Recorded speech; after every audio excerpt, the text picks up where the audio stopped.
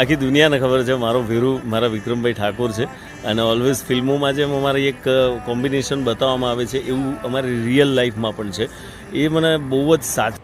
નમસ્કાર મિત્રો, જય માતાજી, જય દ્વારકાધીશ. તો મિત્રો આપણી ચેનલમાં તમારું હાર્દિક સ્વાગત છે. તો મિત્રો ઘણા સમયથી આપણા એવું જોવા તો તમે બરાબર ટાઇટલ વોચ્યું છે. તો જીતુભાઈ પંડ્યા અને વિક્રમભાઈ ઠાકોર એટલે એમની જોડી એક નંબરની જોડી કહેવાય. તો મિત્રો એ બંને ભાઈબંધોની જોડી એટલે ભગવાન એમને રામ લખનની જોડી પણ કહી શકાય. કારણ કે શું કે બંને ભાઈઓ સાથે મળીને હરેક મૂવીઓમાં કામ કરે છે અને જીતુભાઈ પંડ્યા કોમેડી પણ કરે છે અને ડિરેક્શન પણ કરે છે.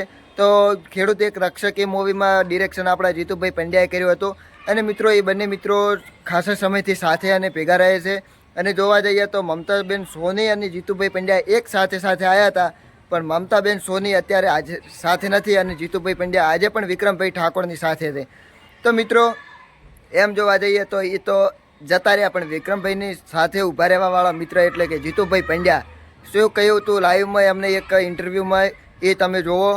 આખી દુનિયાને ખબર છે મારો વીરુ મારા વિક્રમભાઈ ઠાકોર છે અને ઓલવેઝ ફિલ્મોમાં જેમ અમારી એક કોમ્બિનેશન બતાવવામાં આવે છે એવું અમારી રિયલ લાઈફમાં પણ છે.